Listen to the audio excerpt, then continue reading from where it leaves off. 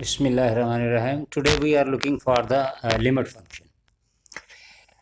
अच्छा, अब इस क्वेश्चन के अंदर हमें ये दिया हुआ है, ये क्वेश्चन दिया हुआ है और उसने कहा है v is not equal to 7 and find right and left hand limit of the function as q जो है v अप्रोचेस टू q. अच्छा, अब इसको हमने करने के लिए ये सबसे पहले हमारे पास जो फंक्शन दिया हुआ है, हमें दिया हुआ है v square plus v minus 5 upon में है वी माइनस 7, ये हमें गिवन है.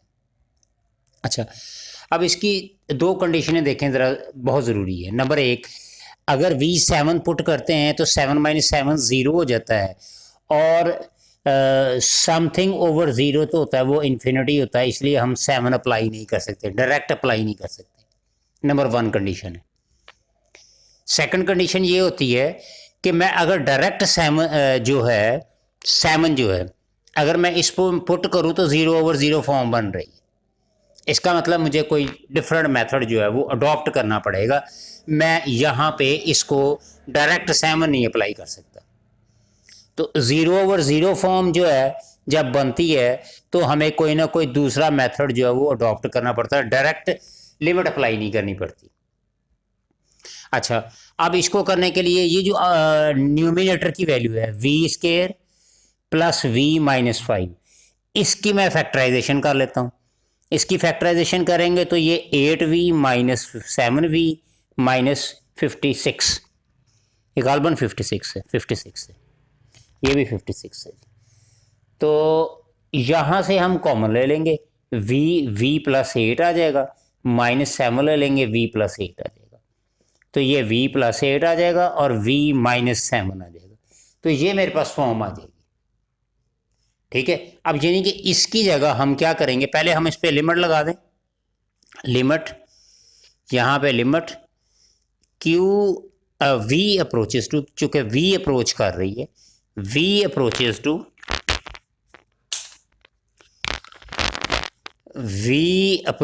To 7 q and limit v approaches to 7 v square plus v minus 56 upon v minus 7. अब यहाँ पे आप लिमिट v approaches to 7, इसकी जगह, इस सारे की जगह हम ये जो फैक्टराइजेशन की है इसको हम लिख लेते हैं v plus 8 v minus 8 7 upon v minus 7. ठीक है. अच्छा, और यहाँ पे लिमिट v अप्रोचेस टू 7, तो ये तो कैंसिल आउट हो जाएगा, क्या रह जाएगा, v प्लस 8 रह जाएगा. अब इस पर लिमिट डायरेक्ट अप्लाई करें, अप्लाई द लिमिट, तो ये 7 प्लस 8 कितना आ जाएगा, 15 आंसर आ जाएगा. अच्छा, अब मैंने यहाँ पे क्या किया, मैंने यहाँ पे मैंने डायरेक्ट लिमिट अप्लाई की है, ना मैंने लेफ्ट हैंड लिमिट लगाई है ना मैंने राइट हैंड लगाई, कोई भी चीज़ नहीं, मैंने डायरेक्ट लिमिट अप्लाई की और मेरे पास आंसर आ गया. अब उसने कहा है कि राइट हैंड और लेफ्ट हैंड लिमिट लगाएं, तो बड़ा आसान काम जो है वो राइट और लेफ्ट के लिए ये होता है. देखिए, मैं आपको राइट और लेफ्ट के लिए बता दूं. हमारे पास आई थी limit v approaches to 7 q और लिमिट v अप्रोचेस टू 7, और क्वेश्चन गिवन था v square plus v minus 56 upon v minus 7. तो जब वो लेफ्ट हैंड करेगा तो आपने यहाँ पे जस्ट नेगेटिव का साइन लगा देना. ये नेगेटिव का साइन इंडिकेट कर रहा होता है कि ये लेफ्ट हैंड लिमिट है. ठीक है, और नेक्स्ट स्टेप में आपने जाके ये नेगेटिव को आपने रिजॉल्व ख़त्म कर देना है. लिमिट v अप्रोचेस टू 7, और इस सारे की जगह हम क्या कर देंगे, v प्लस 8 और v minus 7 upon v minus 7. ये फिर कैंसिल आउट हो जाएगा, v प्लस 8 रह गया. तो यहाँ पे जब v प्लस 8 रह जाएगा तो मैं लिमिट अप्लाई करूँगा तो 7 प्लस 8 15 आंसर वही रह जाएगा. ये मेरी लेफ्ट हैंड लिमिट आ गई. जब मैं राइट हैंड लिमिट अप्लाई करूँगा तो राइट हैंड अप्लाई करने का भी बेहतरीन वही तरीका है कि limit v approaches to 7 q, limit v approaches to 7 v square plus v minus 56 upon v minus 7, और यहाँ पे हम प्लस का साइन डाल देंगे. और नेक्स्ट स्टेप में फिर हम ये जो प्लस का साइन है इसको हम ख़त्म कर देंगे और इसकी जगह v+8 और v-7 और अपॉन में v-7 ये कैंसिल आउट हो जाएगा। तो अगेन मेरे पास आंसर क्या आ जाएगा, 7 + 8 15 आंसर आ जाएगा। ये था जी हमारा लेफ्ट हैंड और राइट हैंड लिमिट को सॉल्व करने का तरीका। अच्छा जी, नेक्स्ट क्वेश्चन उसने दिया हुआ देखें ज़रा। नेक्स्ट क्वेश्चन में वो कह रहा है कि q = 5 - v, ये हमें फंक्शन दिया हुआ है q = 5 - 1/v। अच्छा, और v जो है इज़ नॉट इक्वल टू 0 यानी अगेन वही, मैं अगर v की जगह 0 पुट करूँगा तो वो अनडिफाइंड हो जाएगा, इन्फिनिटी आ जाएगा। अच्छा, उसने कहा है कि पॉजिटिव इन्फिनिटी आप पुट करें, limit v approaches to infinity of q और limit v approaches to infinity और 5 - 1/v। अब आप इसमें डायरेक्ट लिमिट पुट करेंगे तो ये क्या आएगा, इन्फिनिटी आ जाएगा। पॉजिटिव इन्फिनिटी का मतलब इन्फिनिटी पुट कर देंगे हम, पॉजिटिव इन्फिनिटी, तो ये क्या हो जाएगा, ये सारा 0 हो जाएगा, तो क्या रह जाएगा, 5 मेरे पास रह जाएगा आंसर। और सेम इसी तरह से अगर मैं इसका दूसरे का पुट करूं, limit v approaches to negative infinity of q और limit v approaches to negative infinity of 5 - 1/v, तो ये क्या आ जाएगा, नेगेटिव इन्फिनिटी आ जाएगा। तो अगेन ये 0 हो जाएगा, अगेन ये 0 हो जाएगा, तो फिर 5 आंसर आ जाएगा। तो ये था क्वेश्चन जी इसका, कि आपने इसमें वैल्यूज़ निकालनी है पॉजिटिव इन्फिनिटी और नेगेटिव इन्फिनिटी की। जी हमारे पास थर्ड क्वेश्चन आया, देखें ये हमें क्वेश्चन दिया हुआ है, अगेन वही सूरत हाल है। अगर देखें ज़रा, अगर हम चेक करें तो अगर मैं ये 0 डायरेक्ट पर पुट करता हूँ तो समथिंग ओवर 0 इन्फिनिटी बनता है, और अगर मैं डायरेक्ट 0 पुट करता हूँ तो 8 - 8 यानी कि दोनों फॉर्म बनती है, यानी समथिंग ओवर 0 इन्फिनिटी भी बन रही है और नंबर 2 क्या है, 0/0 फॉर्म भी बन रही है। ठीक है, ये भी बन रही। तो इसका मतलब क्या है कि हमें क्या करना पड़ेगा, कोई डिफरेंट मेथड अडॉप्ट करना पड़ेगा v को 0 पुट करने के लिए। चलें जी हम देखते हैं। सबसे पहले हम क्या करते हैं, limit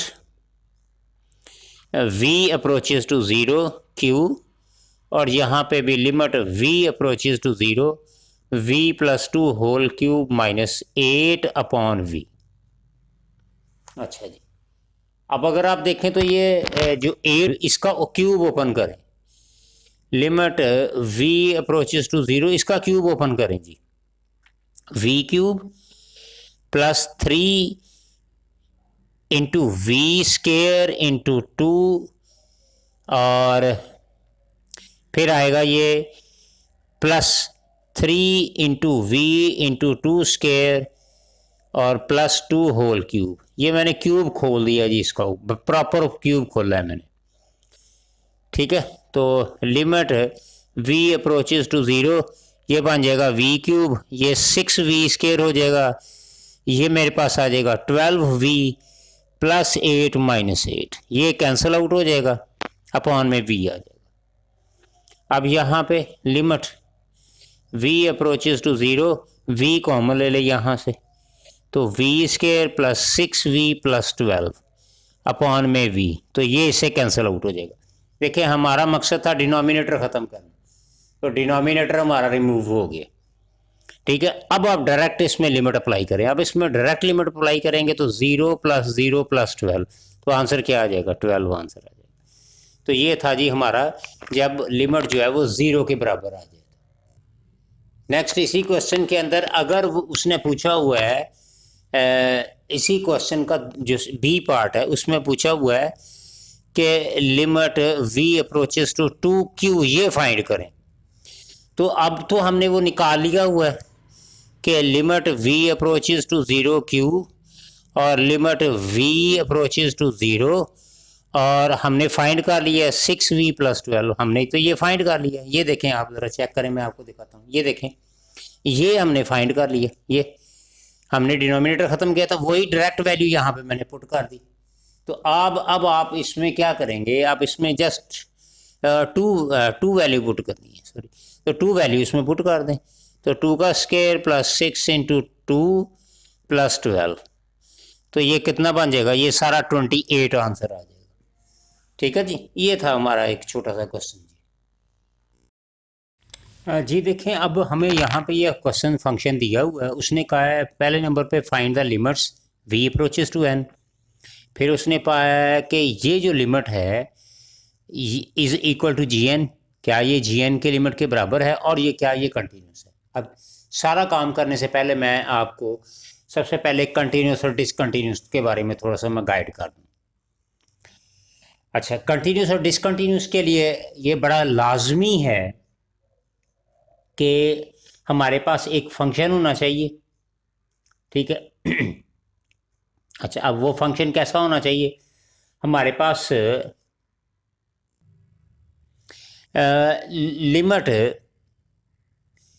limit v approaches to n g of v that is equal to g of n।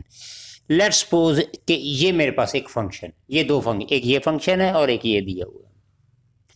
सबसे पहले ये जो फंक्शन जो है वो कंटिन्यूस होगा if and only if it, अगर नंबर 1 सबसे पहली कंडीशन क्या है जी, पहली कंडीशन कि अगर g of n is given, g of n is defined, इसको पहले से डिफाइन किया गया हो।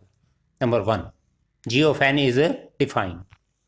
नंबर 2 इसका कंडीशन क्या है, नंबर 2 कंडीशन ये है कि आपको बताया गया हो कि लिमिट एग्जिस्ट करती है या नहीं, यानी कि limit v approaches to x g of v does exist, कि ये एग्जिस्ट होनी लाजमी है। ये सेकंड ऑप्शन है इसकी। थर्ड ऑप्शन ये होती है कि ये दोनों आपस में इक्वल आ जाए, v approaches to n g of v that becomes equal to g of n, यानी ये आपस में इक्वल आ जाएं। अगर ये तीनों कंडीशंस फुलफिल हो जाएं, ये तीनों कंडीशन, तो ये क्या कहलाएगी, कंटिन्यूस। ठीक है ये, और अगर इनमें से कोई एक कंडीशन भी एग्जिस्ट ना करे, any one of them is not exist, अगर ये एग्जिस्ट नहीं करती सो डिसकंटिन्यूस, तो ये क्या हो जाएगा, डिसकंटिन्यूस हो जाएगा। ठीक है जी, ये कंटिन्यूस और डिसकंटिन्यूस फंक्शन की एक था कि हमें पता होना चाहिए कि कंटिन्यूस डिसकंटिन्यूस होता क्या।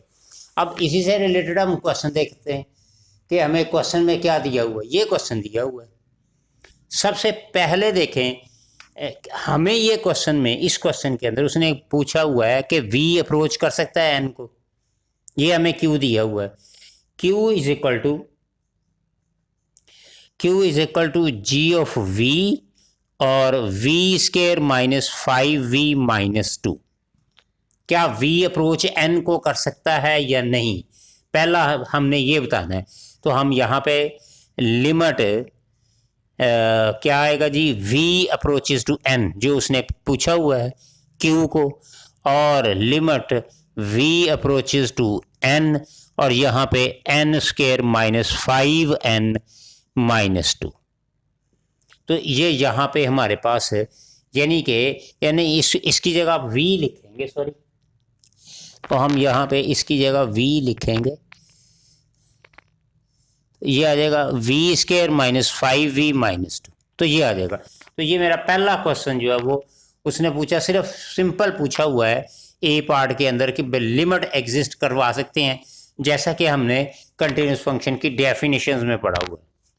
सेकंड में वो कह रहा है क्या ये n के इक्वल है, क्या ये g ऑफ n के इक्वल है। यस, बी पार्ट के अंदर हम कहते हैं कि यस ये इसके इक्वल है, कि n को हम अप्रोच करवा सकते हैं। कैसे करवा सकते हैं, ये देखें, limit v approaches to n of q, और जब मैं इसकी जगह n अप्रोच करूंगा तो ये हो जाएगा n square minus 5n minus 2।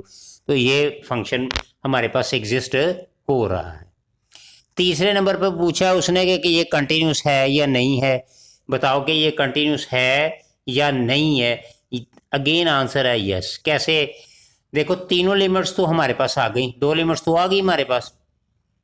क्या था क्वेश्चन में, क्या था जो हमारी कंटिन्यूस था कि ये था कि limit v approaches to n g of v that becomes equal to a g of n, ये इसके इक्वल होना चाहिए। ठीक है, पहले नंबर पर था क्या g ऑफ n डिफाइन है? यस, शुरू में डिफाइन किया हुआ उसने। ठीक है, अच्छा सेकंड में क्या लिमिट एग्जिस्ट करती है? यस, लिमिट एग्जिस्ट करवाएगी। ये v approaches to n limit exist करवाएगी। ये सेकंड में उसने पूछा हुआ है g ऑफ n के इक्वल आएगा, तो हमने इक्वल कर दिया। अब फर्स्ट लिमिट और सेकंड लिमिट दोनों आपस में इक्वल आ रही हैं, तो फंक्शन जो है वो कंटिन्यूस है एट n। सो n पे ये फंक्शन जो है वो कंटिन्यूस है। अब उसने पूछा हुआ है और बताओ कि इसकी डोमेन क्या होगी, तो डोमेन इसकी क्या होगी? All real numbers. डोमेन क्या होगी? डोमेन होगी ऑल रियल नंबर्स, सारे के सारे रियल नंबर्स। यानी इसके अंदर आप जो भी वैल्यू पुट करेंगे वो उसकी डोमेन कहलाती है। और डोमेन बेसिकली क्या होती है? इनपुट वैल्यूज होती हैं। तो ये था हमारा 6.7 का सेकंड क्वेश्चन था जी। थर्ड क्वेश्चन के अंदर उसने देखें अगेन हमारे पास ये फंक्शन दिया हुआ है q is equal to g of v is equal to v plus 2 upon v square upon 2। पहले नंबर पर पूछा है लिमिट थ्योरम के ज़रिए आप ये फाइंड करके दें। तो लिमिट थ्योरम के मुताबिक जो अगर हम इसको फाइंड करेंगे तो हम n अप्रोच करवा लेते हैं इसको। ठीक है जी, limit v approaches to n, ठीक है, q, और limit v approaches to n और v plus 2 upon v square plus 2। तो ये हो जाएगा n plus 2 over n square plus 2। तो ये तो था जी हमारा कि जब हम v को n अप्रोच करवाएंगे तो हमारे पास क्या आएगा लिमिट थ्योरम के मुताबिक। अब आप इस पे सेपरेट लिमिट लगा दें, इस पे सेपरेट लिमिट, न्यूमिनेटर और डिनोमिनेटर पे सेपरेट लिमिट लगा दें, तो वो यही आंसर आ जाएगा। अच्छा जी, ए पार्ट था। बी पार्ट के अंदर उसने एक पूछा हुआ है, बी पार्ट के अंदर देखें पूछा हुआ है कि जी ऑफ एन के इक्वल है। यस, ये जी ऑफ एन के इक्वल है जी, बिल्कुल सही है। Limit v approaches to n q that is equal to g of n. तो ये जी ऑफ एन के इक्वल है, क्योंकि ये जी ऑफ एन के ही वी की जगह एन पुट करेंगे तो वो जी ऑफ एन आ जाएगा हमारे पास। सी पार्ट के अंदर उसने नेक्स्ट पूछा हुआ है कि आप बताएं कि कंटिन्यूटी के बारे में बताएं। अगेन कंटिन्यूटी के बारे में वही है, तीनों स्टेप हमने चेक करने। G of n limit define है, यस क्वेश्चन के अंदर डिफाइन है। पहला स्टेप ही जी ऑफ एन के बराबर है। अगर वी की जगह एन पुट कर दे तो जी ऑफ एन आ जाता है। ये देखें, ये डिफाइन है। लिमिट एग्जिस्ट करवा रही है, यस ये लिमिट एग्जिस्ट करवा रही है, बिल्कुल लिमिट एग्जिस्ट करवा रही है। और क्या ये दोनों आपस में इक्वल हैं? यस, दोनों इक्वल हैं। So function is continuous. So function is continuous. ठीक है जी, कंटिन्यूस हो जाएगा। और कहाँ तक होगा? रियल नंबर पे होगा, क्योंकि जो भी वैल्यू पुट करेंगे वो आंसर जो है वो रियल नंबर्स में आएगा इसका। हाँ जी, नेक्स्ट हमें क्वेश्चन दिया हुआ है जी, देखें ज़रा, हमें दिया हुआ है f of x is equal to x square minus 9x plus 20 upon में x माइनस 4। पहले पार्ट में पूछा, कहता है अप्लाई लिमिट थ्योरम। अच्छा, जब लिमिट थ्योरम मैं अप्लाई करता हूँ at x is equal to 4, जब मैं 4 पुट करूँगा तो 4 माइनस 4 हो जाएगा, 4 माइनस 4 हो जाएगा एट एक्स इक्वल टू 4। पहले पार्ट में at x is equal to 4, तो 4 माइनस 4 हो जाएगा। इसका मतलब ये समथिंग ओवर इन्फिनिटी हो जाएगा। X square minus 9x plus 20 over 0 आ जाएगा, विच इज़ इन्फिनिटी। सो पहला क्वेश्चन में कह रहा है कि फंक्शन एग्जिस्ट नहीं है। ये तो पॉसिबल नहीं है कि हम इसमें लिमिट थ्योरम, नो पॉसिबल कि हम इसके अंदर लिमिट थ्योरम जो है वो अप्लाई कर सकें, नंबर 1। अच्छा, बी पार्ट के अंदर उसने बताया is this a function continuous? Again no, continuous नहीं है, क्योंकि उसने एक्स इज इक्वल टू 4 जो है इज़ नॉट डिफाइंड, ठीक है। तो ये तो डिफाइंड ही नहीं है, क्योंकि यहाँ पे तो इन्फिनिटी आ जाती है, डिफाइन ही नहीं है किस पॉइंट पे, ठीक है। ये इसकी लॉजिक है, रीज़न है, क्योंकि डिफाइन होता तो हम इसकी बात कर लेते। अच्छा, सी पार्ट के अंदर उसने पूछा हुआ है कि लिमिट अगर x is not equal to 4 हो तो फिर क्या होगा। सी पार्ट में x is not equal to 4। अच्छा, हमारे पास क्वेश्चन क्या था, f of x is equal to x square minus 9x plus 20 upon x minus 4, ये क्वेश्चन है। अच्छा, इसको हम सिंप्लीफाई कर सकते हैं, इसके हम पहले लिमिट लगा देते, limit x approaches to 4 f of x, limit x approaches to 4 x square minus 9x plus 20 upon x minus 4। अच्छा जी, अब इसके अंदर आप देखें, यहाँ पे आप लिमिट x अप्रोचेज टू 4, इसकी आप फैक्टराइजेशन पुट करें, ठीक है, यानी इसके फैक्टर्स बना लें। फैक्टर्स क्या बनेंगे, x माइनस 4 और x माइनस 5, और अपॉन में क्या है x माइनस 4।